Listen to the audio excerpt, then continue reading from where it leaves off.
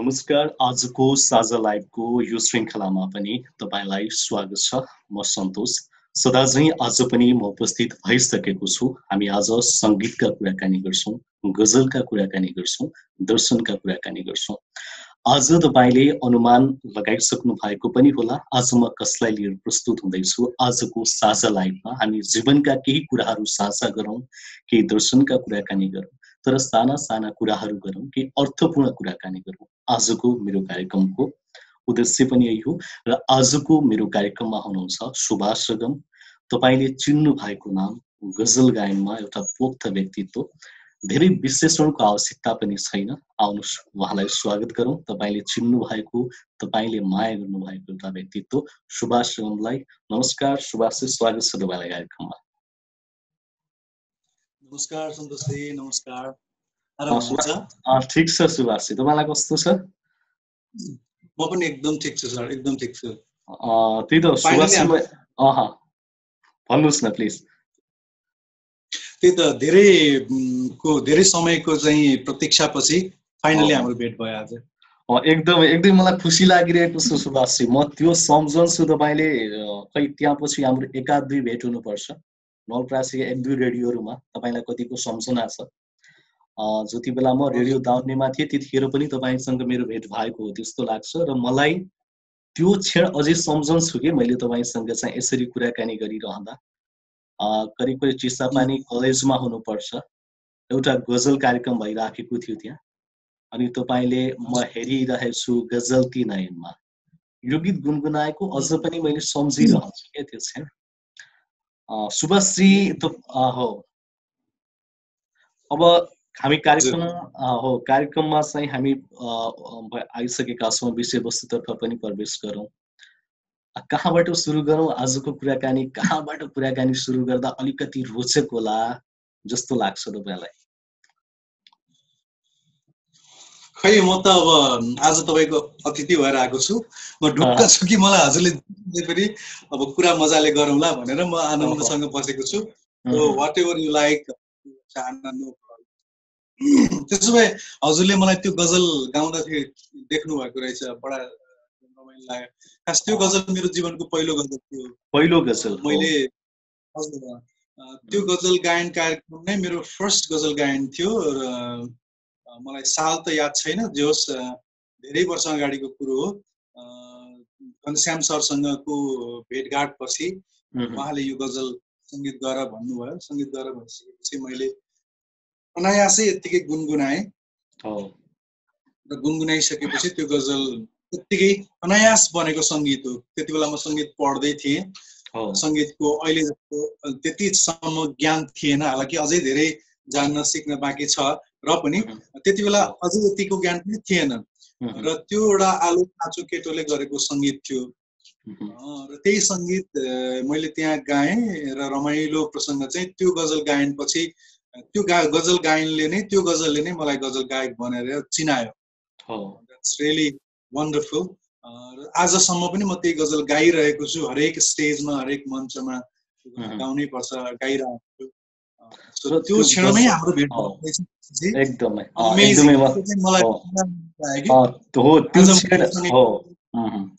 सम्झिरहेको थिएँ कि सन्तोषजी, मैले हजुरलाई कसरी सम्झन्छु भने मेरो गजलहरूलाई एकदम माया गर्ने, मलाई एकदम भित्रबाट माया गर्ने मान्छे भनेर म हजुरलाई चिन्छु, जान्दछु। अनि आज हजुरसँग कुरा सम्झिरहँदाखेरि पनि मैले यो कुरा बिर्सिएको रहेछु, हाम्रो त्यति बेलाको भिड। अब हजुरले सम्झाएपछि बडा राम्रो लाग्यो, बडा खुसी लाग्यो। मलाई पनि धेरै खुसी लाग्यो, किनकि तपाईँसँग मैले चाहिँ अन्तरङ्ग कुराकानी गरौँ भनेर समय जुरिरहेको थिएन, आज जुर्यो। हुन्छ सुभाषजी, कार्यक्रमको विषयवस्तुतर्फ प्रवेश गरौँ। तपाईँ नवलपरासीमा जन्मनु भयो होइन, गजल क्षेत्रमा अनुभूत रूपमा लागिरहनु भएको छ। र तपाईँ अलिकति आफ्नो पृष्ठभूमिबाट सुरु गरौँ। सुभाष अगमको जन्म चाहिँ कहाँ भयो भन्ने पनि होला छोटकरीमा, त्यसपछि हामी कार्यक्रमको मूल विषयवस्तुतर्फ प्रवेश गरौँ। मेरो बर्दघाटमै जन्म भएको हो। जन्मसँगै त्यसपछि तपाईँको पढाइ पनि बर्दघाटमै गरेँ मैले। एसएलसी आइएसम्मकै पढाइ मेरो बर्दघाटमै भयो। आइएको पढाइ सँगसँगै मैले बुटवलमा पनि सङ्गीत पढेँ। बुटवलमा बागेश्वरी सङ्गीतालयमा सङ्गीत पढ्न मैले बरघाटमा एसएलसी दिइसकेपछि एसएलसी दिएर उता +2 पढ्दै थिएँ, उता चाहिँ सङ्गीत पढिरहेको थिएँ सुरेश गुरुसँग। र त्यहाँ तपाईँको सङ्गीत 3 वर्ष 3.5 वर्ष जस्तो लगातार पढिसकेपछि यता चाहिँ ब्याचलर सके के अरे +2 सकिएपछि अनि म काठमाडौँ आएँ। बिचमा हराउनु पनि भयो हैन? हजुर, काठमाडौँ आएर मैले ब्याचलर पढ्दै थिएँ र ब्याचलर पढ्दै गर्दाखेरि अनि म बल्ल युरोपतिर गएँ। युरोपमा गएको समयलाई चाहिँ हराएको समय भनेर चिन्नुहुन्छ धेरै साथीहरूले, किनभने त्यो समयमा म धेरैजना सम्पर्कमा थिइनँ। हजुर, त्यसरी युरोपमा बसेर फेरि नेपाल फर्किएर अनि फेरि मैले त्यति बेला मेरो ब्याचलर कम्प्लिट नगरी गएको थिएँ र पछि फेरि आएर मैले ब्याचलर म्युजिकमा र मेजर इङ्ग्लिसमा गरेँ र त्यसपछि कीर्तिपुरमा आएर बसेर अनि त्रिभुवन युनिभर्सिटीबाटै मैले मेजर इङ्ग्लिसमै अङ्ग्रेजी साहित्यमै मास्टर्स सकाएँ र सङ्गीत चाहिँ ब्याचलरसम्म गरेर थातिराखेको छु। पढाइको क्रममा यसरी चाहिँ आउँछ। अब त्यही हो, मेरो बर्दघाटकै सेरोफेरोमा हुर्काइ हो। बर्दघाटदेखि बुटवल र नारायणघाटको यो क्षेत्र नै त्यहाँको हावापानीले नै मलाई बनाएको हो। गजल क्षेत्रमा चाहिँ त्यहाँको हावापानीले नै अनि मलाई बिस्तारै बिस्तारै लिएर आयो। शुभश्री, कस्तो लाग्छ भने मैले चाहिँ तपाईँका गजलहरू सुनिरहँदा र आफूले चाहिँ महसुस गरिरहँदा गजल र अरू गाउने विधामा चाहिँ के अलग र भिन्नता पक्कै पनि छ हैन? तपाईँ जसरी चाहिँ मैले तपाईँका धेरै कुराहरू पनि सुनेको छु। जब तपाईँ अल इन्डिया रेडियोबाट गीतहरू सुन्नुहुन्थ्यो, तपाईँलाई थाहा थिएन कि यो गजल हो या के हो, तर तपाईँलाई ती आवाजहरूले तानिरह्यो हैन? यो चाहिँ म सम्झाउँछु। त्यस पछाडि गजल र अहिलेको सङ्गीत, जुन एउटा गजल हामीले जसरी गाउँछौँ र अरू सुगम सङ्गीतहरू जसरी गाउँछौँ त्यसमा भिन्नता छ हैन? केही अलग छ गाउने तरिका र भिन्नता छ र सुन्ने तरिका, तिनीहरूको एउटा लय पनि अलिकति फरक छ हैन? गजल अलिकति कोमल विधा हो सिधा भन्दा। हालाकि सुगम सङ्गीत आफैमा कोमल छँदैछ। गजल र गीतमा ठ्याक्कै भएको फरक चाहिँ एउटा त सिधा भन्दा लेखिएको स्वरूप तपाईँले हेर्नुहुन्छ भने गीतको स्वरूप, गीतमा एक खालको बन्धन हुँदैन। गीतमा तपाईँ बग्न पाउनुहुन्छ, स्वच्छन्द हुन्छ गीत। गजल स्वच्छन्द छैन लेखनमा चाहिँ। गजल लेखेको देख्नुभयो भने गजलको एउटा बहर छ, एउटा छन्द छ, त्यही छन्दभित्र बाँधिएर आएको हुन्छ गजल। पहिलो कुरा त लेखनले नै बाँध्यो गजललाई। लेखनले बाँधिसकेपछि जब गायनको कुरा आउँछ, अब जहाँबाट गजल सुरु भयो, विशेष गरेर पर्सियादेखि लिएर अरबिक पृष्ठभूमिबाट यो उर्दू साहित्य हुँदै हुँदै हिन्दी साहित्यसम्म आइपुगेर हिन्दी साहित्यबाट नेपाली साहित्यसम्म आइपुग्दा त्यो उर्दू र पारसी साहित्य, यो पर्सियन साहित्य, पर्सियन गजल गायन, पर्सियन त्यो परम्परामा कस्तो थियो त भन्दाखेरि चाहिँ त्यहाँ सुफी परम्पराबाट गजल धेरै नजिक थियो। सुफीहरू कस्ता थिए भन्दाखेरि चाहिँ उनीहरूको गायन शैली भनेको चाहिँ डुब्नको लागि गाउँथे उनीहरू। सुफीहरूको नृत्य कतै देख्नु भएको छ होला, उनीहरू चाहिँ लामो जामा लगाउँछन् र जामा लगाएर यसरी चाहिँ हुर्लिङ गर्छन्। र त्यो हुर्लिङमा एक खालको एउटा के भन्छ त्यसलाई, अब एउटा एक खालको लय हुन्छ, एक खालको हिन्दीमा तारी भन्छ, नेपालीमा समाधि भनौँ, एक खालको समाधिमा प्रवेश गरेर एक खालको ट्रान्सेन्डेन्ट लेभलमा पुगेर उनीहरू चाहिँ हुर्लिङ गर्छन्। त्यो हुर्लिङमा चाहिँ गाउने खालको गीतहरू चाहिँ बाट प्रभावित भएर गजल आयो। सो गजलमा सुफीहरूको एक खालको प्रभाव छ र सुफीहरूले चाहिँ परमात्मा प्रतिको त्यो प्रेमको अहोभावलाई व्यक्त गर्नको लागि गाउने गीतहरू चाहिँ सुफी गीतहरू हो। सुफीहरूले परमात्मा तपाईँले मलाई जे दिनुभयो त्यसको लागि अहोभाव छ, धन्यवाद छ भन्ने खालको भाव, या चाहिँ तपाईँले दिएको कुरा मैले पाएँ धन्य प्रभु भनेर भन्नको लागि, या मलाई चाहिँ जगाइदिनुहोस् प्रभु भनेर चाहिँ त्यो पुकार गर्नको निम्ति गरिएका करोड पुकारहरूसँग चाहिँ गजलको उठाइ बसाइ थियो। सो त्यो सङ्गीतले चाहिँ गजललाई चाहिँ माझ्दै माझ्दै लिएर आयो। त्यसले गर्दा गजलमा एक खालको त्यो करुणिक एउटा कारुणिकता, एक खालको त्यो एउटा त्यो सरसता रसता त्यस्तो खालको फिलिङ्सहरू जोडिएको हुनाले गजल गायन एकदम हाई स्केलमा गाउने, एकदम लो स्केलमा गाउने भन्दा पनि मध्यम स्केलबाट गाउने र वाद्यवादन भन्दा गायन प्रमुख हुने विधा भएर निक्लियो। किनभने गजल यसै पनि गजलहरू वाचन भएको कार्यक्रममा गएर तपाईँले सुन्नुहुन्छ भने गजलको हरेक हरफमा हरेक शेरहरूको जब काफिया पढ्दाखेरि वाह भनेर भन्छौँ नि हामी, त्यो वाह भन्ने गर्नको लागि चाहिँ एउटा खालको त्यो अक्षरलाई हामीले सुनेर अक्षर शब्दको भावमा डुबेर नै वाह निक्लिन्छ। त्यसले गर्दा शब्द त सुन्नै पर्यो र त्यही गजललाई नै गाइने भएको हुनाले गायनमा पनि त्यो शब्दबाट प्रभाव पार्नुपर्ने भएको हुनाले त्यो शब्द प्रधानता भयो। हाम्रो सुगम सङ्गीतमा शब्द प्रधान नहुन पनि सक्छ, हुन पनि सक्छ। सुगम स्वच्छन्द छ। सुगमलाई हामीले नराम्रो भन्न मिल्दैन, एकदम आफ्नो ठाउँमा सुगमको अस्तित्व छ। सुगममा जे पनि चल्छ, जे पनि सुपाच्य छ, एक्सेप्टेड छ। गजलमा चाहिँ शब्द एक्सेप्टेड बढी भयो, शब्दलाई बुझाउनु पर्ने बढी भयो। त्यसले गर्दा शब्द प्रधान भएको हुनाले गायक अगाडि हुनुपर्ने अथवा गायन अगाडि हुनुपर्ने, वादन हल्का तल हुनुपर्ने, अलिक कम हुनुपर्ने, त्यसरी चाहिँ आएको देखिन्छ। त्यसले गर्दा विशेष गरेर अब पाकिस्तानका गजल गायक मेहन्दी हसनको गजल कन्सर्ट हेर्ने हो भने उहाँले एकजना तबला वादकलाई मात्रै छेउमा राखेर उहाँले हार्मोनियम बजाएर कन्सर्ट गर्नुभएको धेरै कन्सर्टहरू देखिन्छ। केही कन्सर्टहरूमा मात्रै उहाँका चाहिँ धेरै इन्स्ट्रुमेन्ट्सहरूसँग पनि गाउनु भएको देखिन्छ। पाकिस्तान टेलिभिजन PTV को लाइभहरूमा चाहिँ छ र धेरै कार्यक्रममा फेरि उहाँले तबला र हार्मोनियममा मात्रै पनि गाउनु भएको छ। सो गजललाई धेरै इन्स्ट्रुमेन्टले सजाइराख्नु रहेनछ, शब्द नै प्रधान रहेछ। शब्दबाट तपाईँले त्यो शब्दको वैचित्र्यबाट तपाईँले यस्तो खालको प्रभाव पार्न सक्नुहुन्छ कि धेरै वाद्यवादन नचाहिने रहेछ। त्यो खालको पृष्ठभूमि गजल आउँछ। त्यसले गर्दा धेरै तरिकाले गजलको आफ्नो आफ्नो खालको विशेषता छ, सबै विधाको आफ्नो विशेषता छ। हाम्रो गजल चाहिँ यस्तै यस्तै छ। गजल सुन्दा र हामी सङ्गीत सुन्दा यो गजल गाएको हो र यो चाहिँ सुगम सङ्गीत हो भनेर हामी चाहिँ छुट्याउन चाहिँ सक्छौँ मजाले है। काफिया मतलब गजललाई चिनेको बुझेको मान्छे हुनुहुन्छ भने त्यो काफियाको खेलाइ जुन हुन्छ, काफियासम्म आइपुग्नको लागि जुन त्यो पहिलो लाइन सकिएर दोस्रो लाइनमा जुन खेल्दै खेल्दै खेल्दै खेल्दै खेल्दै खेल्दै गजल गायक जब काफियालाई ठ्याक्क भन्न आउँछ नि, त्यो आइपुग्ने अवस्था देख्दा नै यो अलग चिज रहेछ भन्ने फिल भइहाल्छ क्या हामीलाई। सबै गजल गायन त्यस्तो छ भन्न चाहिँ सकिन्न सन्तोष सर, होइन? जहाँ पनि जस्तो खालको, किनभने गजल गायनको स्कुलिङबाट नआउनु भएका गायकहरू पनि हुनुहुन्छ।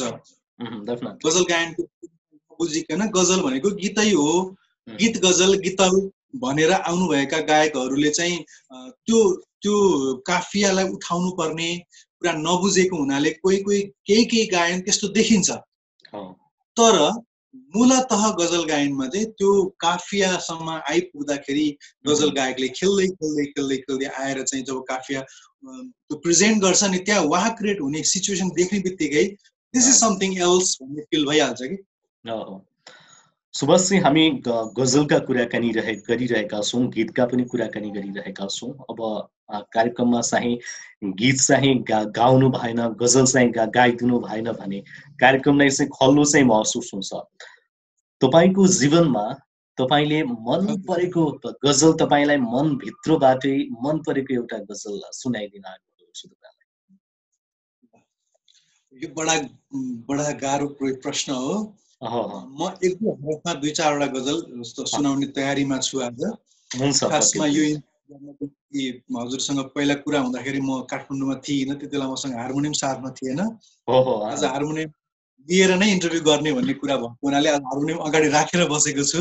सो एउटा दुईटा मलाई साह्रै नै मेरो जीवनमा मलाई गजल गायनमा लिएर आउने गजल, पहिलो गजल म हजुरलाई एक लाइन सुनाउँछु। त्यसपछि म गजलमा नि पस्दै जाउँला। हुन्छ। अप्ठ्यारो चाहिँ के भयो भने गजलको बारेमा भयङ्कर कुरा भनिहालेँ, अब गायन चाहिँ मेरो परीक्षा हुने भयो। होइन पक्कै पनि होइन, गजल तपाईँको गजल गायन चाहिँ सबैले सुनिरहनु भएको छ, अब्बल छ गजल गायन होइन नेपालको। मलाई लाग्छ है, मेरो एउटा महसुस सबैले गर्नुभएको मूल्याङ्कन पनि हो कि नेपाली गजलको राष्ट्रिय मानचित्रमा सुभाष सगमको जुन एउटा गजल गायन छ त्यो एउटा अब्बल, अलिकति फरक, सबैको मनलाई स्पर्श गर्ने खालको छ, त्यो हामी अवगत नै छ। प्लिज गजल। धन्यवाद हजुरको यो कुरालाई म स्वीकार गर्दै र मेरो गल्ती भयो भने माफी दिनु होला भन्दै सुरु गर्छु। मेरो फर्स्ट गजल को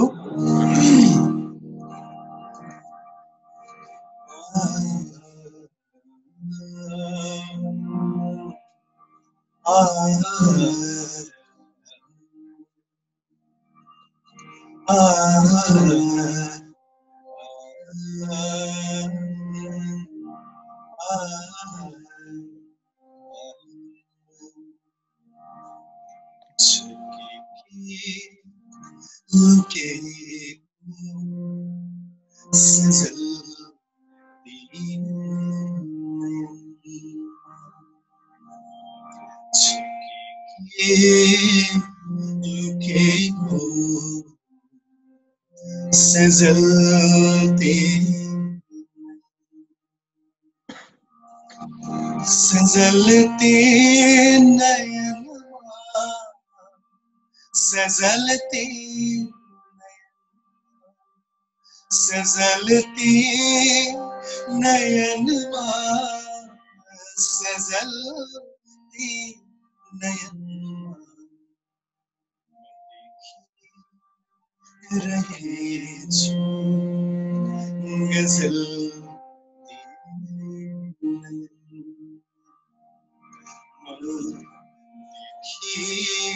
रहेछु गजल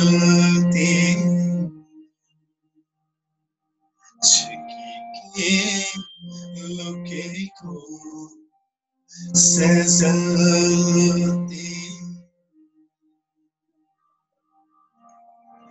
तलाउ कहाँ था फूल खोज्दै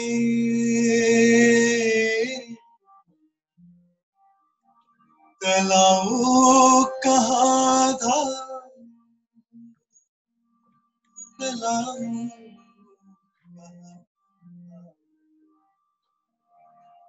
तलाउ कहाँ था फूल खोज्दै फूल खोज्दै खोज्दै तलाउ कहाँ था फूल खोज्दै फूल खोज्दै खोज्दै छ सुन्दर कमल नयन छ सुन्दर कमल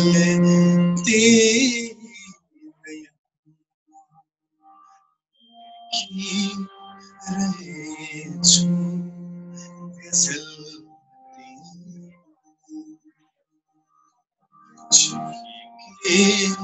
लुकेको सजलती।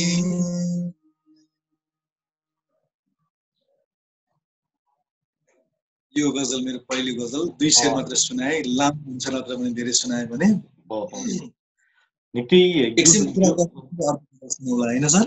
हुन्छ हुन्छ प्लिज।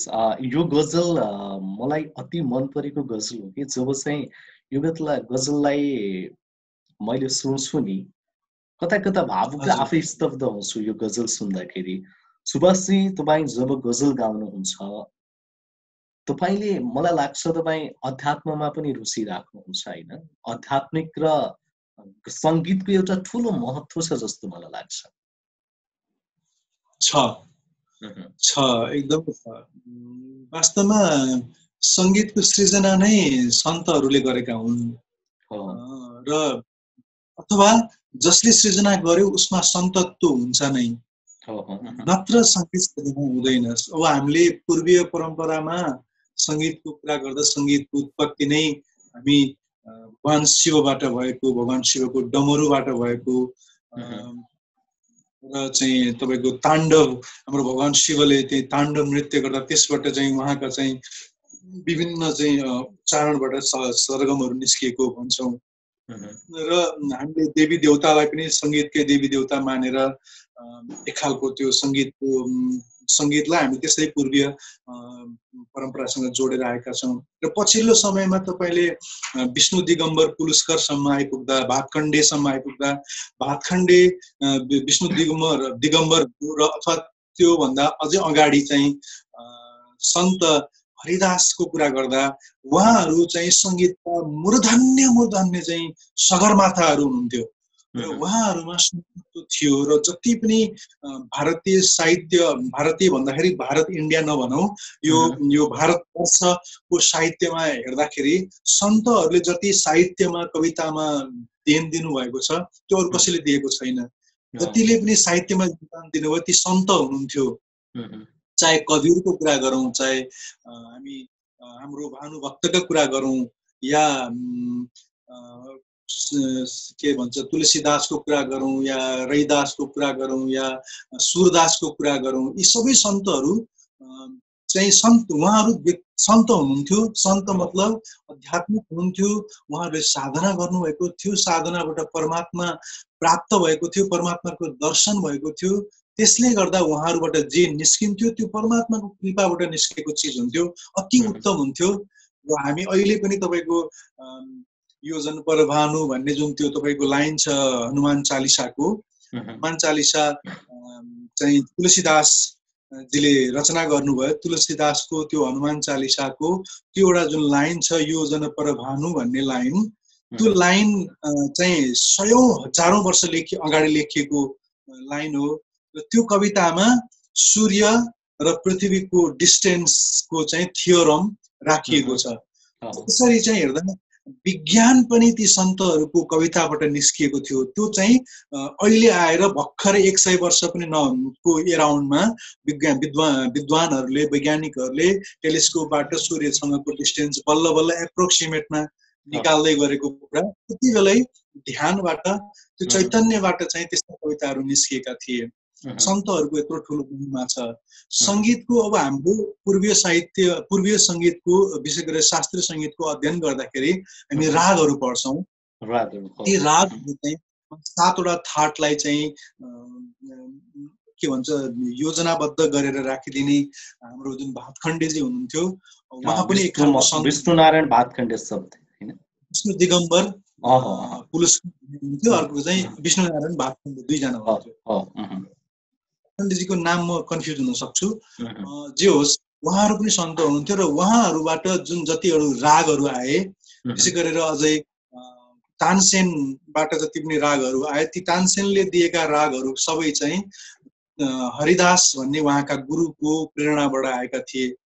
यसरी हेर्दा सङ्गीतको चाहिँ अध्यात्मसँगको सम्बन्ध बिना सङ्गीत चाहिँ अछुतो अथवा के भन्छ अपुरो देखिन्छ। र कस्तो पनि हुन्छ भने सङ्गीतमा डुब्नको लागि, सङ्गीत डुबिँदैन, नडुबेसम्म सङ्गीतमा उत्रन नसकेको रहेछ। गहिराईमा डुब्दै डुबिसकेको छौ भने मोती नली नफर्क भने जस्तै त्यो सङ्गीतको डुबाइमा डुब्नको लागि केही आस्था त चाहिँदो रहेछ। हेर्नुहोस्, आस्था बिना तपाईँ डुब्न सक्नु हुँदैन छ। त्यो आस्थाको एउटा केही केन्द्र छ भने तपाईँलाई डुब्न सजिलो हुँदो रहेछ। विशेष गरेर हरिदासको म बार बार चर्चा गरिरहेको छु, किनभने उहाँ यस्तो अद्भुत सन्त हुनुहुन्थ्यो। उहाँको भजनमा भगवान कृष्ण भनिन्छ साक्षात् प्रकट भएर उहाँले चाहिँ नृत्य गर्नुहुन्थ्यो, रास गर्नुहुन्थ्यो, जुन चाहिँ अस्ति भर्खरको कुरो हो। उहाँको समाधि पनि अहिले वृन्दावनमा यथावत छ। अहिले खनेर हेर्ने नि उहाँको हड्डी भेटिन्छ। यस्ता व्यक्तिहरू हुनुहुन्थ्यो सङ्गीतबाट परमात्मालाई प्रत्यक्ष रूपमा के भन्छ अगाडि ल्याउन सक्ने। यस्ता नरसिंह मेहता भन्नेहरूको सन्त हुनुहुन्थ्यो। उहाँले भजन गाएर कीर्तन गरेर परमात्मालाई उतार्न सक्नुहुन्थ्यो। यस्ता सन्तहरू थिए। हामीमा त त्यो केही पनि छैन। तर एउटा कुरा ती श्रद्धेय व्यक्तित्वहरूबाट के चाहिँ प्रेरणा लिन सकिँदो रहेछ भने श्रद्धा छ र श्रद्धाले चाहिँ सङ्गीतमा डुब्ने हो भने त्यो डुबाईबाट केही न केही आउँदो रहेछ। श्रद्धा बिनाको सुक्खा डुबाईमा चाहिँ त्यो मोती पाउने सम्भावना कम हुँदो रहेछ। श्रद्धाले चाहिँ त्यो डुबाईमा सहायता गर्दो रहेछ भन्ने मैले फिल गरेँ।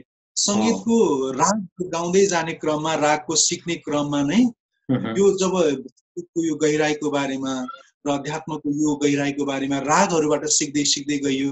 त्यसपछि त्यो रागले नै सङ्गीतले नै अध्यात्मतिर तान्दै तान्दै दोहोऱ्याउँदै दोहोऱ्याउँदै दोहोऱ्याउँदै लग्यो कि सर। त्यसरी चाहिँ मेरो यात्रा सुरु भयो। त्यसले त मेरो जीवन अध्यात्म यात्रा भनेको सङ्गीतले नै गर्दाखेरि सुरु भएको। सो म आध्यात्मिक भएर म आध्यात्मिक गीत गाउँ भनेदेखि म सङ्गीतको साधक भएको हुनाले आध्यात्मिक भएको। ओशोप्रति निकै रुचि छ होइन सुभाषजी तपाईँ? त्यही अध्यात्मको खोज गर्ने क्रममा ओशोबाट पनि प्रभावित भएँ। हजुर, ओशो जस्तै धेरै अरू सन्तहरूबाट पनि प्रभावित भएँ र ओशोबाट त म दीक्षित नै भएँ र ओशोद्वारा सिकाइएका ध्यानहरू गरेर मलाई धेरै राम्रा राम्रा अनुभूतिहरू भए र धेरै गहिराईमा जान सहयोग भयो। त्यसले गर्दा ओशोलाई म मेरो गुरु नै मान्दछु। ओशो मेरो जीवनमा एउटा अभूतपूर्व अमूल्य निधि हुनुहुन्छ। उहाँले नै मलाई सङ्गीतमा धेरै ठुलो सहायता गर्नुभएको छ अध्यात्मबाट ध्यान गहिराईमा जानको लागि। अब सुभाषजी, ओशोप्रति तपाईँको अभिरुचि छ। हुन त ओशोले पनि भन्नुभएको छ कि संसारका महानतम सुखहरू मौनतामा उद्घाटित हुन्छन् होइन। कतिपय शब्दहरूबाट हामी त्यति कुराहरू व्याख्या गर्न सक्दैनौँ होला। अब मैले चाहिँ तपाईँलाई सोध्न चाहिरहेको एउटा विषय के भने, म कार्यक्रम चलाइरहेको छु, म मिडियामा छु, तपाईँ सङ्गीत गरिरहनु भएको छ। सङ्गीत मलाई थाहा छैन कि सुभाषजीले अरू के गर्नुहुन्छ। त्यो मेरो एउटा रुचिको विषय पनि भएन कि मलाई एउटा रुचि हो। सुभाषजी मलाई यति मात्र थाहा छ कि सुभाषजीले गजल गाउनुहुन्छ, मूलतः गजल गाउनुहुन्छ। हुन त अन्य पेसाहरू हुन सक्छन्। नेपालको परिप्रेक्ष्यमा हेर्ने हो भने सङ्गीतमा लागेर म मिडियामा लागेर, मिडियाको त ब्याकमा के छ त्यो म महसुस गर्न सक्छु, सङ्गीतको पछाडि के छ तपाईँले महसुस गर्न सक्नुहुन्छ। नेपालको परिप्रेक्ष्यमा सङ्गीतमा लागेर बाँच्न सक्ने स्थिति छ सुभाषजी? वेल, यो प्रश्न बहुत मिठो प्रश्न हो। यस्तो भन्छु, म बाँचिरहेको छु कि छैन भन्ने प्रश्न गर्नुहुन्छ भने सङ्गीत गरेर म बाँच्न सक्ने अवस्थामा छैन। सङ्गीत गरेर मलाई कुनै कमाइ हुँदैन। तर सङ्गीतको अहिलेको आजको अवस्था हेर्ने हो भने अब अवस्था निकै राम्रो भएको देखिन्छ पहिलाभन्दा। मेरै पनि आफ्नै कुरा गर्नुहुन्छ भने सङ्गीत सँगसँगै मैले पत्रकारिता भन्ने नभन्ने जस म एउटा टेलिभिजन सो, एउटा चाहिँ युट्युबमा एउटा टक सो चलाउँछु जुन द सिक्रेट्स अफ लाइफ भन्ने नामले। केही सन्तहरूसँग, केही अध्यात्मको ज्ञान भएका र अनुभूति भएका व्यक्तित्वहरूसँग जीवनकै बारेमा, जीवन के हो र जीवनमा हामी किन के गर्न आयौँ भन्ने प्रश्न सोधेर एउटा कार्यक्रम चलाउँछु। र मेरो आफ्नै युट्युब च्यानल पनि छ, सुभाष अगम, यही नामबाटै। त्यसमा पनि मेरो गजलहरू भएको हुनाले त्यसबाट युट्युबमा बजेको हुनाले त्यसबाट मोनेटाइज भएर केही रकम आउँछ। त्यो एकदम नगण्य मात्रामा हो। त्यसले चाहिँ बाँच्न पुग्नु बिल्कुल नै छैन। तर कन्सर्टहरू बेला बेलामा मेरो कन्सर्टहरू हुन्छ। त्यो कन्सर्टहरू रेगुलरली भयो भने मलाई मजाले पुग्ने हुन्थ्यो। तर रेगुलरली कन्सर्ट हुँदैन। समस्या त्यो छ। कन्सर्ट मेरो हुन्छ, मेरो त्यो एउटा कन्सर्ट भयो भने मलाई निकै राम्रो हुन्छ। तर त्यो एउटा कन्सर्ट चाहिँ एउटा हुने अवस्था पनि छैन। अझै कोभिडको कारणले त झन् छँदै छैन। पहिला पनि गजलको कन्सर्ट निकै कम हुन्छ। अरू जुन दोहोरीको अथवा चाहिँ अरू पप म्युजिकको अथवा चाहिँ अझै पपुलर अरू सङ्गहरूको चाहिँ सुगम सङ्गीतका गायकहरूको जुन कन्सर्ट हुन्छ, जुन चलेका गीतहरू, नचाउने गीतहरूको कन्सर्ट जति हुन्छ त्यति हाम्रो कन्सर्ट हुँदैन। त्यो हिसाबले चाहिँ गाह्रो छ। अब यो प्रश्न सँगसँगै म के भन्न चाहिँ चाहन्छु भने नयाँ जेनेरेसनका म्युजिसियनहरू यदि म्युजिकमा आउन चाहनुहुन्छ भने उहाँहरूले चाहिँ गर्न चाहिँ के पर्न देख्छु भने म म्युजिकमा आउने क्रममा हजुरले म्युजिकलाई प्रोफेसनली गायन गर्ने हो, वादन गर्ने हो, जे गर्ने हो, आफ्नो मूल पेशालाई एकदम क्लियर गरेर त्यो सँगसँगै सङ्गीतमै एउटा केही यस्तो खालको चाहिँ लर्निङ स्किल सिक्नुहोस् जसले तपाईँलाई एक्जिस्ट गर्न सजिलो होस्। जस्तै अहिले एरेन्जमेन्टको एकदम राम्रो मार्केट देखिन्छ। एउटा सङ्गीतको एरेन्ज गर्दाखेरि त्यो एरेन्जरले धेरै नै राम्रो कमाइरहेको हुन्छ। वाद्यवादकले पनि तपाईँको रेकर्डिङमा स्टुडियोमा रेकर्डिङ गर्न सक्ने गरेर बजाउन सक्ने म्युजिसियन हुनुहुन्छ भने उहाँले पनि राम्रोसँग कमाउनु भएको देखिन्छ। त्यो हिसाबले चाहिँ टेक्निकल लाइनमा त्यसरी इन्स्ट्रुमेन्ट सिकेर कुनै पनि वाद्यवादन सिकेर चाहिँ आउने भने अझै राम्रो हुन्छ। र अर्को राम्रो फिल्ड चाहिँ अहिले युट्युब चाहिँ धेरै राम्रो भएको छ। हामी जस्तो आर्टिस्टहरूलाई जसले चाहिँ धेरै पैसा तिरेर टेलिभिजनमा धेरै चाहिँ तपाईँको प्रमोसन गर्न सक्दैनौँ, हामीले आफ्नो युट्युब च्यानल खोलेर युट्युबमा आफ्नो क्रिएसन राखेर कन्टिन्युसली म्युजिक दिँदै गर्दै जाने हो भने सबैको समय आउँछ भन्छन्। Every person gets an opportunity at a time, होइन? कुनै न कुनै समयमा केही न केही तरिकाले जादु हुन्छ। जस्तै पर्खिन पर्यो, समय सबैको आउँछ भन्छ मलाई। हाम्रो पनि समय अझै राम्रो हुँदै जाला भन्ने आशा चाहिँ छ। सुभाषजी, अब चाहिँ हामी एउटा गजल सुन्छौँ। मैले तपाईँको एउटा गजल धेरैले मन पराउनु भएको गजल, जति बेला तपाईँ भुटोलका रेडियोहरूमा हुनुहुन्थ्यो, तपाईँको सङ्घर्षलाई पनि मैले नजिकबाट महसुस गरेको छु, होइन? तपाईँको सङ्घर्षलाई मैले नजिकबाट महसुस गरेको छु र आज यसरी कुराकानी गर्न पाउँदा निकै खुसी लागिरहेको छ।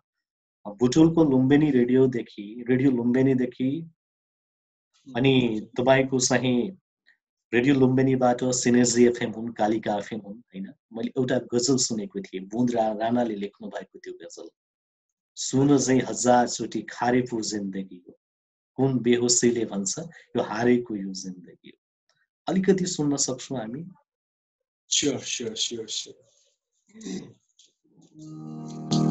रमाइलो कुरा के भने यो गजल आज हामी तपाईँ बुटोलमा हुनुहुन्छ, अहिले काठमाडौँमा कुरा भइरहेको छ। यो सङ्गीत वास्तवमा मैले बुटोलमा नै गरेको थिएँ। That's very interesting. सङ्गीत चाहिँ मैले तपाईँको चौराहाबाट तपाईँको माथि जुन यो अलि माथि के छ अरे त्यहाँ मिलन चोक, अझै अगाडि ट्राफिक चोक, हजुर हो, ट्राफिक चोकसम्म, चौराहादेखि ट्राफिक चोकसम्म हिँड्दै जाँदै थिएँ म। हिँड्दै जाने क्रममा बाटोमा मैले गुनगुनाएर सङ्गीत गरेको सङ्गीत हो। त्यही सङ्गीत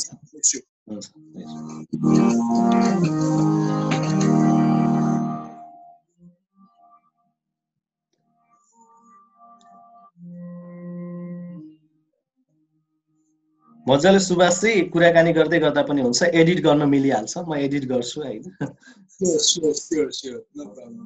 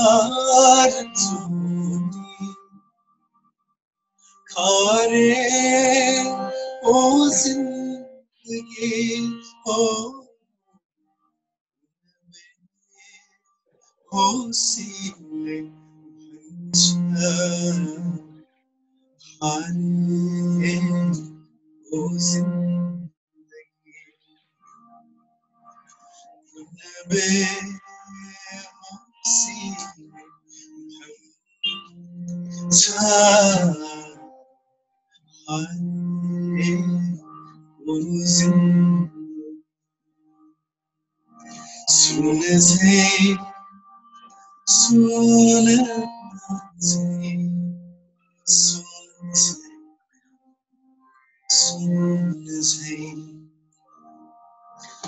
गमलामा फूल सार्यो खासै कमाल के हो गमला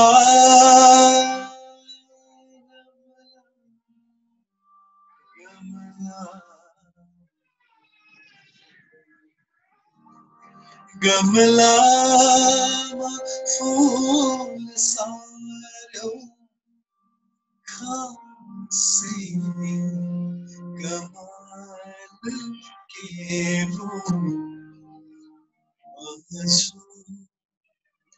भूमिमा बिरुवा सारे हो जिन्दगी पछ्रो भूमिमा बिरुवा सारे हो जिन्दगी सुन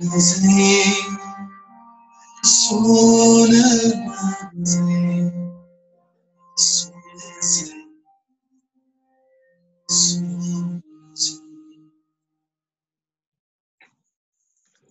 यति गरौँ हुन्छ सुभाषजी, जीवन के रहेछ त सुभाषजी? यो गजल सँगै आएको प्रश्न है यो चाहिँ, सुरुमै सोधेँ मैले तपाईलाई। जीवन के रहेछ भन्दाखेरि सन्तोष सर एउटा अवसर रहेछ। यो अवसरलाई चाहिँ हामीले जे बन्न चाहन्छौँ त्यही बनेर बिताउन सक्दो रहेछौँ। यसमा तपाईँ साधु बन्न पनि तपाईँ स्वतन्त्र हुनुहुन्छ, पत्रकार बन्न पनि स्वतन्त्र हुनुहुन्छ, तपाईँ चोर बन्न पनि स्वतन्त्र हुनुहुन्छ। स्वतन्त्रता यति छ कि तपाईलाई म गलत बन्छु भन्दाखेरि पनि परमात्माले तपाईलाई सहयोग नै गर्छ, तथास्तु नै भन्छ। म महान व्यक्ति बन्छु भन्दा पनि सहयोग गर्छ, किनभने अस्तित्वको त्यो नियम नै यस्तो रहेछ कि हामी यति स्वतन्त्र रहेछौँ कि हामीलाई केही गर्न, केही पुरुषार्थ गर्न भनेर पठाइएको रहेछ यो अस्तित्वमा।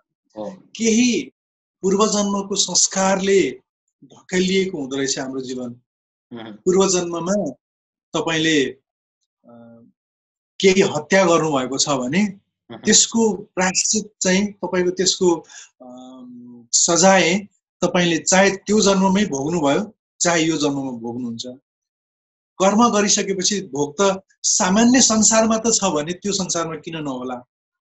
नराम्रो कर्म गर्ने मान्छेले सजाय यहाँ पनि पाउँछ, जहाँ पनि पाउँछ। त्यो स्वाभाविक प्रकृतिको नियम हो। त्यस्तै हामी यति स्वतन्त्र रहेछौँ कि हामी के बन्ने हाम्रो हातमा रहेछ, कस्तो संगत गर्ने हाम्रो हातमा रहेछ। केही प्रभाव पर्छ, परिस्थिति कहिलेकाहीँ अप्ठ्यारो हुन सक्छ, परिस्थितिले चाहिँ हामीलाई थिच्न चाहिँ सक्ला, तर त्यो परिस्थितिमा पनि मनस्थिति कस्तो राख्ने भन्न चाहिँ स्वतन्त्र फेरि हामी रहेछौँ। हाम्रो खुट्टा काटिन सक्छ, त्यो परिस्थिति हो। एक्सिडेन्ट हुन सक्छ, एक्सिडेन्टमा हाम्रो आँखा फुट्न सक्छ, जे पनि हुन सक्छ, तर त्यो अवस्थामा पनि मनस्थिति कस्तो राख्ने भन्ने कुराले नै जीवन सुख र दुःख बन्ने रहेछ। त्यस्तो अवस्थामा पनि सुख र दुःखको बीचमा हामीले मनस्थितिलाई चाहिँ ठिक राख्यौँ भने जति नै दुःखको अवस्थामा पनि सुखको अवस्थामा हुन सक्दा रहेछौँ। बुद्धले कहीँ भन्नुभएको छ, जहाँसम्म इच्छा छ नि त्यो मान्छे गरिब रहन्छ, किनभने इच्छा छ, अझै पनि पुगेको छैन, ऊ गरिब नै छ। जुन दिन जुन अवस्थामा तपाईलाई तपाईका इच्छाहरू सकिए, तपाईलाई अब केही चाहिँदैन नि, तपाईँ तत्क्षण तपाईको घर, तपाईसँग उभिने छत भूमि छैन, तपाईको शिरमाथि छत छैन, र पनि तपाईका इच्छाहरू सकिए भने तपाईँ नै सबैभन्दा धनी मान्छे रहेछ। इच्छाले नै हामीलाई भिखारी बनाउने र सम्भ्रान्त बनाउने रहेछ।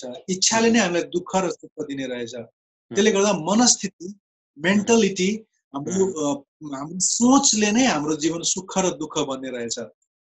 त्यसले गर्दा सोचलाई राम्रो बनाउन सकियो, शुद्ध राख्न सकियो र करुणा सधैँभरि रहिरह्यो हृदयमा।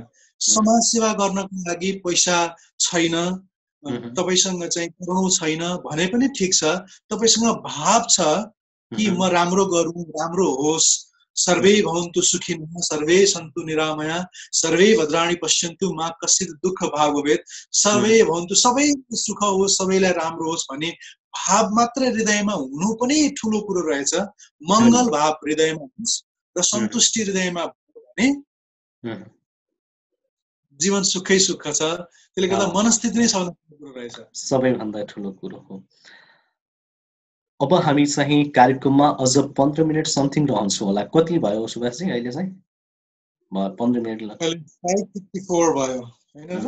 554 होला, 554 भयो। हामी अझै 15-20 मिनट रहन्छौँ। जीवनमा चाहिँ गजल चाहिँ यसरी गाइरहँदा गजललाई गाउन त जे चिजलाई पनि गाउनलाई त्यो चिजलाई चाहिँ महसुस गर्नु पर्यो हैन? हामीले महसुस गर्नु पर्यो। मैले धेरै स्रष्टाहरूलाई पनि सोध्ने गरेको छु, यो रिपिट हुने गर्छु यो प्रश्न, किनकि म तिनै प्रश्नहरूभरि नै साझा लाइभभरि खोतलिरहेको पनि छु, किन त्यो मलाई पनि थाहा छैन। जस्तै तपाईँ प्रेमको गीत गाउनुहुन्छ, प्रेमको महसुस गरेर गाउनु पर्यो। तपाईँ अघि जीवनका गजलहरू सुनाउँदै हुनुहुन्थ्यो, त्यो गजललाई चाहिँ जीवनबारे नै महसुस गरेर गाउनु पर्यो। अनि त्यो महसुसलाई कसरी परिभाषित गर्न सकिन्छ? शब्द छ परिभाषित गर्ने?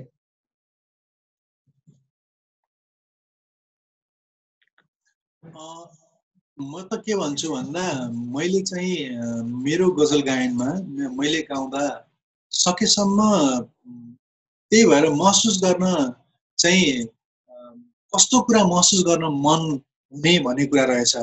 मलाई चाहिँ सकेसम्म सकारात्मक कुराहरू महसुस गर्न मन लाग्छ। सकेसम्म सकारात्मक कुराहरू अगाडि बढाउँ भन्न मन लाग्छ। मैले त्यही भएर म ढले, म गले, म खतम भएँ, मेरो जीवन बिग्रियो, मलाई छोडेर गयो तिमीले भन्ने खालको गीत महसुस गर्न पनि मन लाग्दैन। किनभने त्यसले सुन्नेलाई राम्रो भाव दिन्छ कि दिँदैन मलाई थाहा छैन, मलाई चाहिँ दिँदैन। मलाई चाहिँ सुने चाहिँ 1000 चोटि जस्ता गजलहरू गाउन मनपर्छ। या त रोमान्टिक गजलमा रोमान्टिकै भन्नुस्, या म त रोमान्टिक पनि भन्दिनँ, म त दिव्य गजल भन्छु गजललाई। चाहे त्यो छकेकी लुकेको होस्, चाहे मेरो अहिलेको एल्बममा भएको सल्काउन गाह्रो यो प्रीतको आगो होस्, जति पनि गजलहरू मैले गाएको छु ती गजललाई मैले दिव्य गजल भन्ने नाम दिएको छु। र दिव्य गजल भनेर मैले नाम दिएर यी गजलहरू दिव्य अनुभूति सृजना गर्नको लागि र दिव्य अनुभूतिहरू अभिव्यक्त गर्नको लागि गजल हुन् भनेर भन्छु म चाहिँ। त्यसले गर्दा त्यस्ता गजलहरू नै म पनि महसुस गर्न चाहन्छु र महसुस अरूलाई पनि होस् भन्ने चाहन्छु, ताकि मेरो जीवनमा मैले जे गाउँछु मेरो गजलबाट सकारात्मकता नै बाँडियोस्, राम्रो मङ्गल भाव नै बाहिर जाओस् र मेरो गजल गायनबाट मेरो यो जीवनले राम्रा कुराहरू नै सेयर गरौँ, मङ्गल कुरा नै सेयर गरौँ भन्ने चाहना छ मेरो। त्यसले गर्दा तिमी जलेर गयो मलाई पनि जलाइदेऊ प्रिय भन्ने खालको गजलहरू म गाउन चाहन्न, मेरो त्यो चाहना छैन। म चाहिँ पहिला थिएँ म त कोहिनुर भए, हट्यो त्यो कालो, हट्यो त्यो अँध्यारो अब नूर भए, यस्तो खालको गजल या चाहिँ सुन झैँ जस्तो गजल, यस्ता गजलहरू गाउन चाहन्छु जसले चाहिँ सुनेर सन्तत्वको अनुभूति होस्, ध्यानमा साधना गर्न पनि आनन्द आओस्, त्यसले चाहिँ त्यस्तो खालको सहयोग गरोस् र मङ्गलको भावना सृजना होस्, सकारात्मकताको सृजना होस्, त्यस्तो खालको गजल चाहिँ मैले महसुस गर्न चाहन्छु, महसुस गराउन चाहन्छु। त्यो कुरा भयो मेरो चाहिँ चाहना त्यो छ। किनकि कुनै पनि कुरा जब चाहिँ दुःखका गजल गाउँछु भने त्यसलाई महसुस गर्नु पर्यो, तपाईँ दुखी बन्नु पर्यो केही समय हैन। कसैले आँसुका गजल गाएको छ भने तपाईँ रुनु पर्यो। म 100 वर्ष कति आयु होला हैन, यो सानो आयुको जीवनमा म चाहिँ मङ्गल भाव भएका गीतहरू नै दिएर जान चाहन्छु। मेरो जीवन चाहिँ सकारात्मक कुराहरू नै सेयर गर्न बाँड्न चाहिँ जाओस् भन्ने चाहना छ। किनभने नकारात्मक म ढले म गले भन्ने गीत गाउनलाई लाखौं गायकहरू हुनुहुन्छ। मेरो एउटा जीवन चाहिँ मेरो गजलबाट चाहिँ म थोरै सकारात्मक कुराहरू नै सेयर गर्ने चाहना छ मेरो चाहिँ। पक्कै पनि गीत पनि हामी सुनिरहेका छौँ, कुरा पनि गरिरहेका छौँ। मैले चाहिँ तपाईँलाई अब चाहिँ सोध्न चाहेको भाइरल भन्ने जुन अहिलेको शब्द छ नि सुभाषजी, म तपाईँको सिक्रेट्स अफ लाइफ भन्ने एउटा युट्युब च्यानलमा विभिन्न योगीहरूसँग गरेको अन्तर्वार्ता हेर्छु, बडो गजब लाग्छ होइन, जीवनका बारेमा बुझ्ने एउटा अवसर पनि हो। अहिले पनि जति पनि कन्टेन्टहरू छन्, भाइरल कन्टेन्टहरू छन्, तपाईँ पनि अवगत हुनुहुन्छ। भाइरल हुनु राम्रो हो या कुनै पनि कार्यक्रम जीवन्त हुनु राम्रो हुन्छ? भाइरल यो शब्द अलिकति असहज लाग्छ कहिलेकाहीँ मलाई। कसरी लिनुहुन्छ तपाईँले? राम्रा कुराहरू भाइरल निकै कम भएका छन्। अधिकांश कुराहरू सतही कुराहरू, हलुङ्गा कुराहरू र कहिलेकाहीँ रमाइला कुराहरू बढी भाइरल भएको देखिन्छ। जसको आयु लामो छैन, जसको आयु लामो छैन त्यो चिज नै भाइरल हुँदो रहेछ। जसको आयु लामो हुन्छ त्यो भाइरल हुँदैन र फेरि सतहभन्दा भित्र त्यो भाइरल यस्तो भाइरल छ कि त्यो सतैभरि रहिरहन्छ। नसाको कुरा गर्दा गर्दै कहिलेकाहीँ म मेरो अर्को एउटा गजल छ मधुशाला भन्ने, त्यो गजल गाउँदा म भन्ने गर्छु, एउटा नसा छ संसारको नसा, जुन साँझ खाइसकेपछि रातभरिलाई रहन्छ अनि बिहान छ्याङ्ग हुन्छ, एउटा त्यो नसा छ। अर्को पनि एउटा नसा छ जुन नसा चाहिँ सधैँभरि रहिरहन्छ, त्यस्तो पनि एउटा नसा छ। त्यो नसा भनेको चाहिँ त्यो उसको कृपाको नसा हो, ऊ प्रतिको प्रेमको नसा हो। यो भाइरल भन्ने चिज पनि यी बाहिर भएका सतहका चिजहरू हुन् जुन चाहिँ यो साँझ खाएर बिहान चाहिँ छोड्ने नसा जस्ता नसाहरू हुन्। यो 2-4 दिनलाई रहन्छन् जान्छन्। र जुन सत्य कुरा जुन छ, जुन शाश्वत कुरा जुन छ, त्यो सतहभन्दा भित्र लुकेर बसेको छ। तर त्यो सतहभन्दा यस्तो खालको चाहिँ भाइरलनेस छ त्यसमा, त्यो सधैँभरि भाइरल रहनेछ। यस धम्मो सनातनो भन्थे बुद्धले, यो सधैँभरि सनातन रहिरहन्छ, कहिल्यै हुँदैन। त्यसले गर्दा यो भाइरल हुँदैन। त्यस कारणले गर्दाखेरि भाइरल कन्टेन्ट भनेको 2-4 दिनकै हो। भाइरल कन्टेन्टको पछाडि भाइरल भएर त्यही त दुईटा खालको प्रख्याति हुने चाहिँ शैली छ। एउटा चाहिँ विख्यात भइन्छ, एउटा कुख्यात भइन्छ। कुख्यात हुने चिजहरू प्राय भाइरल भइरहेका छन् र ती चाँडो नै लागेका पनि छन्।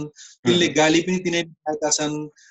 तिनैमा कुनै पनि मङ्गल चिज छैन, कुनै सकारात्मकता छैन र त्यसले गर्दा भाइरल हुन पर्छ भन्ने लाग्दैन। र मैले मेरो आफ्नै प्रोग्राममा पनि, मेरो आफ्नै गजल गायनमा पनि आफ्नो कर्म गरिरहेको छु। हजुरले आफ्नो कर्म गर्नु भएको छ यो कार्यक्रमबाट। हामी मङ्गल कर्म गरिरहेका छौँ। समय यसको अवश्य आउनेछ र यसको समय सधैँभरि छ, सधैँभरि रहिरहनेछ। यी चिजहरू चाहिँ आउँछन् जान्छन्, यो चिजको चाहिँ समय सर्वदा हो। यो यसको चाहिँ आयु कहिले सकिँदैन। त्यसले गर्दा ढुक्कसँग हामीले जे गरिरहेका छौँ त्यो ठिक गरिरहेका छौँ र ती भाइरल हुनेलाई पनि थाहा छ कि यो 2 दिनको सलाइको आगो जस्तो हो। झ्यार्र गर्दाखेरि क्या ठुलो देखिन्छ, एकछिनमा खतम। मैले चाहिँ चित्त बुझ्दो एउटा उत्तर पनि पाएँ, खुसी लाग्यो। यतिका कार्यक्रमहरू तपाईँले सिक्रेट्स अफ लाइफमा विभिन्न योगीसँग अन्तर्वार्ता लिनुहुन्छ होइन, मैले सुनेको छु, महसुस गरेको छु। सबैको तपाईँलाई लागेको कुरा, यति अन्तर्वार्ता गरिसके पछाडि तपाईँलाई लागेको कुरा, जीवनमा यो योगी जसरी योगीले आफ्नो जीवनलाई परिभाषित गरिरहेका छन्, साँच्चै योगी र हामीमा के भिन्नता रहेछ सुभाषजी? तपाईँ त नजिकबाट उहाँहरूसँग चिन्नु भएको छ, आफै एउटा आध्यात्मिक क्षेत्रमा पनि तपाईँ हुनुहुन्छ, आध्यात्मिक जीवन पनि छ तपाईँको। पहिलो कुरो त सबै योगी छैनन्। सबै जो योगी भन्छन् ती योगी होइन। धेरै योगी ढुङ्गी पनि छन्। पहिलो कुरो त त्यो कुरा चाहिँ थाहा भयो कि बजारमा सक्कली सुन भएको कारणले गर्दा नक्कली सुन चल्ने रहेछ। सक्कली सुन नहुने हो भने नक्कली सुन भनेर सुन भन्ने टर्म नै आउँदैन थियो होला। सुन सक्कली छ र नक्कली सुन पनि छ। योगीहरू, साधुहरू सत्य खालका, शाश्वत खालका, एकदमै राम्रा परमात्माको चाहिँ अनुभूति भएका साधुहरू पनि हुनुहुन्छ। त्यही भएर नक्कली पनि जहाँ पनि छ। त्यस्तै साधुहरू सबै साधु छैनन्, योगीहरू सबै योगी छैनन्, ढुङ्गीहरू पनि छन् बजारमा, र केही राम्रा साधकहरू पनि हुनुहुन्छ, र केही चाहिँ यात्रा गर्दै हुनुहुन्छ, जो हामी पनि यात्रा गर्दैछौँ। उहाँहरूमा र हामीहरूमा, विशेष गरेर राम्रा साधकहरू, राम्रा साधुहरू, राम्रा सन्तहरूमा र हामीमा फरक के रहेछ भने हामी एकदम कम्पमा छौँ, अर्थात् सानो चिजले पनि हामीलाई हल्लाउन सक्छ। उनीहरू अकम्प अवस्थामा छन्, उनीहरूको जीवनमा भूकम्प आउँदैन, उनीहरूको जीवनमा भूकम्प आउला, भूकम्पले उनीहरूलाई हल्लाउन सक्दैन। हाम्रो जीवनमा भूकम्प आउँछ, उनीहरूकोमा नि आउँछ, उनका पनि खुट्टा काटिन्छन्, उनका पनि जीवनमा आमा बुवा बित्छन्, घटनाहरू नराम्रा घट्छन्, त्यसले उनीहरूलाई हल्ल्याउँदैन। हाम्रो जीवनमा राम्रा नराम्रा घटना हाम्रो जीवनमा नि घट्छ, तर हामीले चाहिँ राम्रा कुराबाट स्वास्थ्य अर्कै तरिकाको तरङ्ग लिएर आउँछौँ, नराम्रोबाट अर्कै तरङ्ग लिएर आउँछौँ, एकदम छिटो प्रभावित हुन्छ हामी। उनीहरूमा के रहेछ भन्दा एक्सेप्टेन्स, एकदम यति धेरै एक्सेप्टेन्स रहेछ कि एकजना सन्त हुनुहुन्थ्यो ऋषिकेशमा, उहाँको खुट्टामा चाहिँ घाउ भयो, घाउ भएर किरा पर्न थाल्यो, किरा परेर किराहरू स्याउ स्याउ स्याउ गर्न थाल्यो। त्यो किराहरू पुरै स्याउ स्याउ गर्न थाकिसकेपछि मान्छेहरूले यो किरा फाल्नु पर्यो प्रभु, यो भएन, यो त दुख्ने भयो, यो त तपाईँको खुट्टै काट्नु पर्ने अवस्था हुन्छ भन्दाखेरि यी किराहरूलाई खाने चिज छ, मैले यो घाउलाई सन्चो गराएँ भने ती किराले के खाने, म यिनीहरूलाई किरालाई मार्दिनँ, यिनलाई छोडिदेऊ भन्नुहुन्थ्यो अरे के। अनि त्यसपछि राति आएर गाईले नै त्यो सुतिरहेको अवस्थामा गाईले त्यो उहाँको घाउ चाटिदिएछ, अनि त्यो घाउ सन्चो भएछ। मैले यो कथामा भन्न के खोजिरहेको भने यो सत्य घटना हो कि एक्सेप्टेन्स यति हाई लेभलमा छ कि ती घाउमा भएको किरालाई प्रति पनि करुणा छ। कुन लेभलको करुणा, त्यो लेभलको करुणा चाहिँ हामीसँग छैन। हामीलाई कसैले नराम्रो भावले केही अभिव्यक्त गर्छ भने हामीले सिधै प्रतिकार गर्छौँ, सिधै गाली गर्छौँ, सिधै लड्न जान्छौँ। उनीहरू लड्न जाँदैनन्, उनीहरू प्रतिकार गर्दैनन्, उल्टो ऊ प्रति करुणा भाव व्यक्त गर्छन्। उसलाई मङ्गल होस्, उसले मलाई गाली गर्दाखेरि उसको शरीरमा कति धेरै नराम्रो तरङ्ग फैलियो होला, उसलाई कति नराम्रो भयो होला मेरो कारणले, हे भगवान मलाई क्षमा गरिदेऊ, उसमा रिस्क आउने कारण म बने, मलाई चाहिँ माफ गरिदिनुहोस् प्रभु, र उसले गरेको नराम्रो कर्मको चाहिँ केही फल हुन्छ भने उसलाई क्षमा गरिदेऊ भन्नेसम्मको क्षमा गर्ने हृदय हुन्छ तिनीहरूसँग। त्यो हामीसँग छैन। त्यसले गर्दा उनीहरूमा र हामीमा फरक यही रहेछ। त्यसले गर्दा हामी त्यस्तो बन्न चाहन्छौँ भने सतसङ्ग रहेछ। बुद्धले 3टा कुरा भन्नुभएको थियो, बुद्धम शरणम गच्छामि, धम्मम शरणम गच्छामि, सङ्घम शरणम गच्छामि। बुद्धको शरणमा जाऊ अर्थात् ज्ञानीको शरणमा जानुपर्ने रहेछ। त्यही भएर धम्मम शरणम गच्छामि अर्थात् प्राकृतिक जीवन बाँच्नु पर्दो रहेछ। धम्म भनेको प्रकृतिको शरणमा जानु पर्दो रहेछ। र सङ्गम शरण गच्छामि भनेको राम्रो मान्छेको सङ्गत गरियो भने त्यो खालको वृत्ति विकास हुने रहेछ। जस्तो अहिले सन्तोषजी र म यो जुन शुभ कुरा गरिरहेका छौँ, मङ्गल कुरा गरिरहेका छौँ, त्यो कुरा कसैले सुन्यो भने उहाँहरूलाई पनि त सत्सङ्ग हुन्छ नि, राम्रो कुरा सुन्नुहुन्छ, कुनै प्रभाव त पर्छ नि। त्यसले गर्दा सत्यको बारेमा सुन्दा, त्यस्ता मान्छेको सङ्गत र प्राकृतिक जीवन बाँच्दाखेरि चाहिँ हामी त्यो कुराको नजिक जाँदो रहेछौँ र हाम्रो जीवनमा कम्प कम हुँदो रहेछ। जीवन अकम्प भने जति सामान्य बाहिरको चिजहरूबाट हामी प्रभावित हुन छोड्छौँ त्यति हाम्रो जीवन सुखमय हुँदै जाँदो रहेछ। मैले चाहिँ यस्तै गर्दैछु होइन, पक्कै हो। यो चाहिँ यही नै हो हामी र उनीहरूमा अन्तर। तर सबै जीवनमा सबै आध्यात्मिक भइदिएको भए त जीवन कस्तो हुने थियो होइन। अब हामी एउटा गजल सुन्छौँ सुभाषजी, अनि त्यस पछाडि 3-4 हामी छोटा प्रश्न गर्छौँ, एकदमै छोटो होइन। त्यसपछि कार्यक्रमको अन्त होला।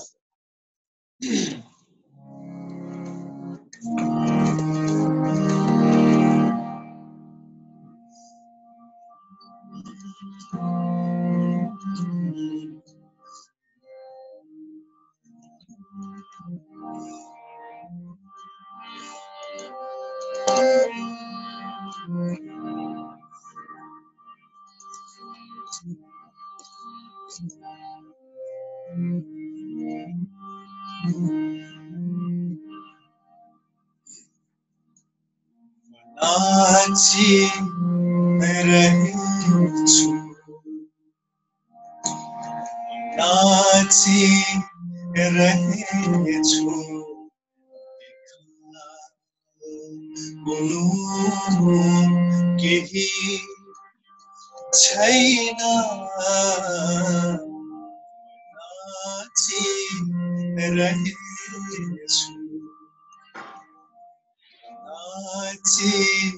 नाचिरहेछु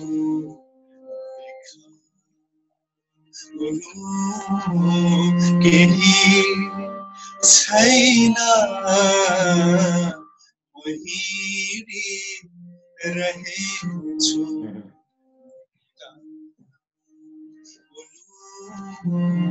केही छैन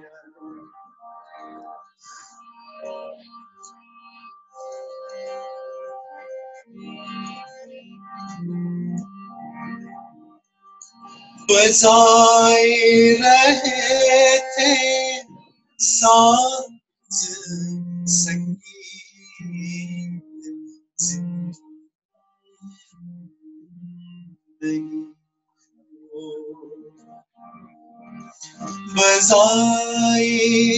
बजाइरहे थे साँझ संगीत जिंदगी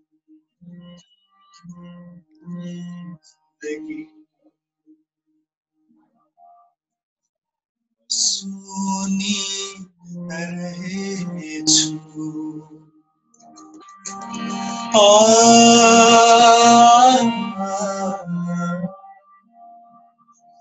सुनी रहेछु सुनाउनु केही छैन रहेछु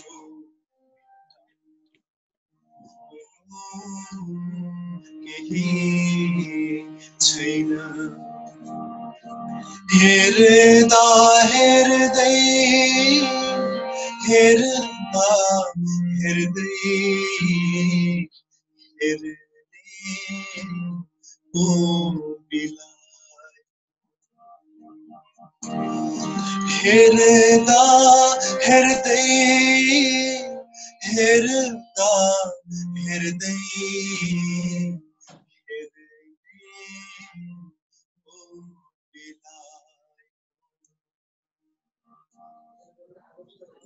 रहेछु रहेछु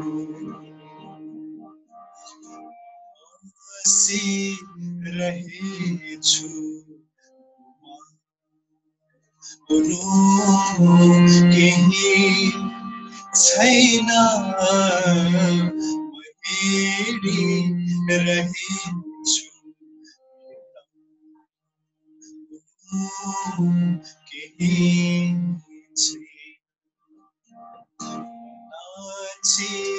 नाचिरहेछु केही छैन रहेछु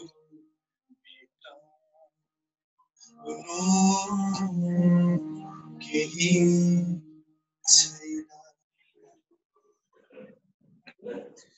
साथी प्रेम शान्तमजीको हजुर अहिले उहाँले शान्तम लेख्नुहुन्छ शान्तम श्रीजीको रचना हो निकै गहिरो रचना छ यो पनि दिव्य गजल नै हो यसमा पनि एकदम धेरै एक्सेप्टेन्सको कुरा छ कि नाचेर कसैलाई देखाउनु ठुलो होइन नाच्दा नाच्दै आफूले आनन्द लिनु ठुलो कुरो रहेछ र हिँड्दा हिँड्दै गन्तव्य ठुलो कुरो रहेनछ त्यो हिँड्दा हिँड्दै त्यो पलमा हिँडाइलाई त्यो यात्रालाई नै इन्जोय गर्नु ठुलो कुरो रहेछ कुरा चाहिँ भन्छ निकै गहिरो गजल छ गहिरो अर्थ छ हामी निकै गहिरो अर्थका पनि कुराकानी गर्यौँ हैन तपाईँ जीवनका पनि केही दर्शनका अलिअलि पनि कुराकानी गर्यौँ दर्शनसम्म पुग्ने मात्र कोसिस हो हाम्रो पुग्न त हामी सकिरहेका छैनौँ नै अब छोटो प्रश्नहरू गर्छु त्यस पछाडि हामीसँग समय धेरै पनि छैन अघि सुरुमा पनि मैले सोधिरहेको छु सोधेको पनि थिएँ तपाईलाई जीवन के हो एक दुई शब्दमा भन्नु पर्दा सुभाषजी जीवन अवसर हो है माया के हो अपर्च्युनिटी हो माया के हो तपाईका लागि प्रेम के हो? माया माया माया यो संसार अडाउने चिज हो। विवाह के हो माया तपाईँको लागि? विवाह चाहिँ विवाह जीवनलाई सुन्दर बनाउने एउटा चाहिँ बन्धन, सजाउने। सजाउने। केही थप्न चाहनुहुन्छ? 1-2-4 शब्द आफ्नो जीवनका बारेमा, वैवाहिक जीवनका बारेमा? विवाहलाई हजुरले बन्धन त भनिहाले, तर बन्धन भनेको त्यो बाँधिने खालको बन्धन होइन कि एउटा भनाइ त्यो पनि बन्धनले एउटा हो सुभाष, एउटा भनाइ पनि छ, किनकि marriage is not word, it is a sentence something के छ है, एउटा सब विवाह सजाय पनि हो, सेन्टेन्स सजाय पनि हुन्छ होला हैन? त्यही त विवाहको सम्बन्धमा यति धेरै जोक्सहरू बनेको छ, यति धेरै जोक्सहरू बनेको छ कि हजारौं जोक्सहरू छन्। तर म चाहिँ के भन्छु भने विवाहको कुरा गर्दा, प्रेमको कुरा गर्दा म रामकृष्ण परमहंसलाई सम्झिरहेको छु। कृष्ण परमहंसले आफ्ना श्रीमती शारदामालाई आमा भनेर पुकार्नुहुन्थ्यो, सधैँभरि माताकै ठाउँमा राख्नुभयो र जीवनमा माताले सानोमा हुर्काउने बढाउने काम गर्नुभयो भने ठुलो भइसकेपछि फेरि त्यही आमाको काम अर्को कसरी गर्छ भने त्यो श्रीमती हो। र ऊ फेरि तपाईको सन्तानको आमा बन्छ र तपाईको सन्तानलाई उसले फेरि एउटा मान्छे बनाउने कर्म गर्छ त्यो महिलाले। त्यसले गर्दा ती महिला चाहिँ वास्तवमा आमा नै हुन् र हाम्रो पूर्वीय परम्परामा पनि आफ्नो श्रीमतीलाई माँ भनेर बोलाउने चलन थियो।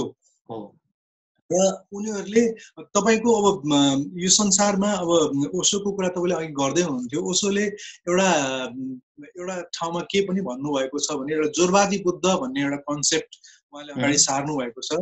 हाम्रो संसार जोरवा भन्ने एउटा चाहिँ जोरवादी ग्रीक भन्ने नोभलबाट लिएको एउटा क्यारेक्टरको नाम हो। जोरवादी ग्रीक एकदम मस्त बिन्दास खालको मान्छे हुन्छ, इन्जोय गर्छ, एकदम इन्जोय बिन्दास गर्ने, अहिलेको मोडर्न म्यान को चाहिँ प्रतिनिधित्व गर्छ उसले। बुद्ध भनेको हामी सबैले चिनेको क्यारेक्टर हुनुभयो। सो बुद्धको जीवनमा ध्यान छ भने जोरवाको जीवनमा मस्ती छ। त्यसले गर्दा ध्यान र मस्ती दुवैलाई जोडियो भने चाहिँ बल्ल जीवन सरल, सरस र सुन्दर र सफल बन्छ भन्नुहुन्थ्यो उहाँले। र जीवनलाई सरस सरल बनाउनुको लागि, जोरवादी बुद्ध जस्तो बनाउनुको लागि श्रीमान र श्रीमतीको राम्रो सामञ्जस्यता बन्यो भने जीवन स्वर्ग नै बन्छ। र त्यसलाई त्यो ब्यालेन्स भने नर्क पनि त्यही हुन्छ फेरि। त्यसले गर्दा त्यसलाई कसरी आफूले अगाडि बढाउने भन्ने कुरा हो। कसैले मन नमिल्ने मान्छेसँग विवाह हुन्छ, त्यो आफ्नो ठाउँमा कुरा हो, त्यो म बुझ्छु। यो प्रसङ्गमा चाहिँ हामीले सकेसम्म त्यसलाई एक्सेप्ट गरेर त्यसलाई एकदम ब्यालेन्स गरेर लान चाहिँ सिक्नुपर्छ। त्यही हो। र प्रेमको आधारमा नै यो संसार टिकेको छ। प्रेम छैन भने संसारमा केही पनि छैन। सम्बन्ध के हो? अगाडि चाहिँ जीवनको कुरा गर्नुभएको थियो। जीवन त मेला हो, लीला हो र अवसर हो। यो जीवनलाई हामीले नर्क पनि बनाउन सक्छौँ, स्वर्ग पनि बनाउन सक्छौँ। It's all up to us, हामीले कस्तो गराउने कुरा हो। यतिका गजलहरू गाइसक्नु भयो होइन, सबै मानिसहरू चाहिँ विभिन्न उतार चढाव सहँदै यो अवस्थासम्म आइपुगेका छन्। मैले आफ्नो जीवन भोगेको छु, तपाईले आफ्नो जीवन भोग्नु भएको छ। जीवनमा मृत्यु सम्भव होइन। हुन त ओशोले भनेका छन् कि मृत्यु छँदै छैन, मैले तिमीलाई मृत्यु सिकाउँछु होइन। त्यो फरक पाटो रह्यो, त्यतातर्फ नजाउँ। कि मृत्यु सत्य हो, यसलाई स्वीकार्नुपर्छ, तर जीवनमा चाहिँ मैले बाँचुन्जेलसम्म र यो संसारलाई दिएर जानु पाए, यो चिज गरेर जानु पाए हुन्थ्यो भन्ने त्यस्तो कुनै चाहना आउँछ सुभाषजी?